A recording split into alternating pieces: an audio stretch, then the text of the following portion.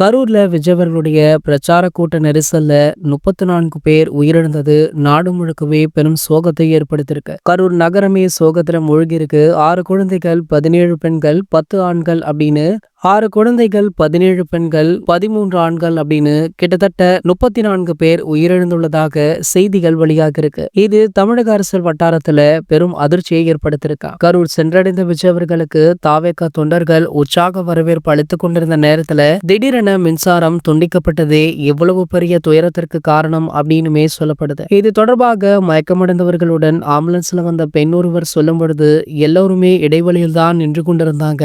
அப்போது current cut பண்ணிட்டாங்க. அப்போ விஜய் சார் பேசுவது எதுவுமே கேட்கல. அதனால எல்லோருமே முன்னாடி போனாங்க. விஜய் சார் பேசுவது கேட்கும் அப்படின்னு முண்டியடித்து போக ஆரம்பிச்சுட்டாங்க. அதனால நெரிசல் ஏற்பட்டு அப்பவே மயக்கம் அடைஞ்சிட்டேன் அப்படின்னு பேசியிருக்காங்க.